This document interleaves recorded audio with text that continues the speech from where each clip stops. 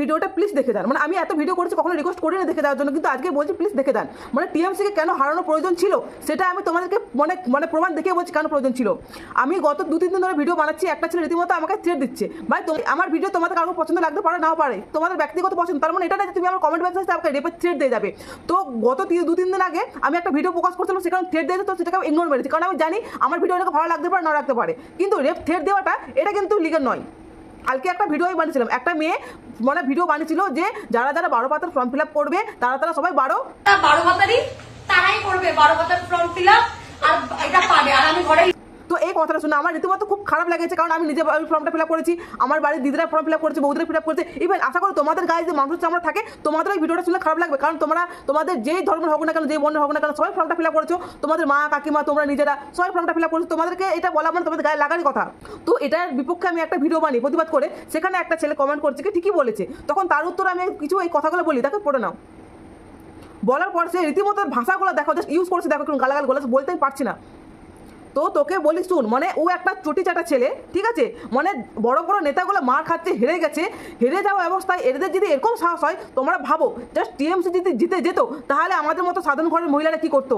এরা তো ঘরে ঢুকে টেনে টেনে নিয়ে এসে মহিলাদেরকে ধর্ষণ করতো। কতটা প্রয়োজন ছিল টিএমসিকে হারানো, এর ব্যবহারের কমেন্ট দেখেই বুঝতে পারছি।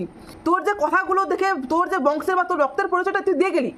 আমি যে কথাগুলো বলেছি, আমি যে ভিডিওতে করেছি, আমি কিন্তু মমতা ব্যানার্জিকে বা টিএমসিকে যাই পাঠালে করেছি, কারণ আমি কিন্তু প্রমাণ দেখিয়ে এবং সঠিক ভিডিওটা করেছি। আপনারা যারা ভিডিও দেখেন তারা জানেন, এবং যারা জানেন না তারা একটু খুলে চেক করে নেবেন, যেটা বলেছিলাম সেটা ঠিকই বলেছিলাম।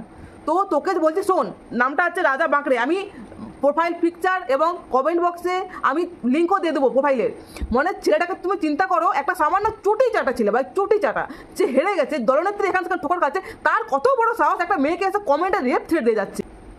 আর তোকে বলছি শোন, তোর মতো গিদার ধামকেতে না আমি ভয় পাই না, ঠিক আছে? তুই অন্য কাউকে ভয় দেখাবি যা, আমি মরতে না মারতে আমি কোনো কিছুই ভয় পাই না। আমি একটা কথা জানি, অন্যায় যে করে, অন্যায় যে সয়ে এবং অন্যায়কে যে প্রশ্রয় দেয়, অন্যায় দেখে যে চুপ থাকে, তারা কিন্তু সমান অপরাধী। তো যেখানে আমি অন্যায় দেখি ভাই আমি প্রতিবাদ করি, আর আগামী দিনেও করবো। আগামী দিনেও যদি বিজেপি কোনো খারাপ কিছু দেখতে পাই, আমি স্টিল প্রতিবাদ করবো। তার জন্য যদি আমার প্রাণহানি হোক। আর আমি তোকে বলে রাখছি, তোর ধমকানি না তুই তোর কাছে রাখবি, তোর ধমকানিতে আমি ভয় পাই না। আর তোর যে মুখের ভাষা, তোর যে কমেন্ট, ওটা দেখে তোর বংশ এবং তোর রক্তের পরিচয় পেয়ে গেলাম। তো লোকে খারাপ বলার আগে না নিজেকে একটু যাচাই করে নিবি যে তুই নিজে কি, তুই লদ্দমার কিট, আর কিছু নেই।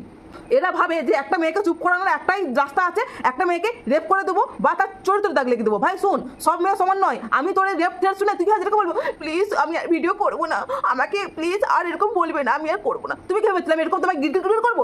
শোন ভাই, আমি ভিডিও করে যাবো। টিএমসিরা যেসব কুকর্মগুলো করে রেখেছে আমি চোখে দেখলেই ভিডিও বানাবো। তোর কি করার আছে করে নিবি যা, তোকে ভয় পাই না। আর তোর বিপক্ষে কিভাবে কি স্টেপ নিতে হয় সেই স্টেপগুলো আমি পরপর নেবো, আর তোকে দেখাবো যে মেয়ে শক্তি কি হয়।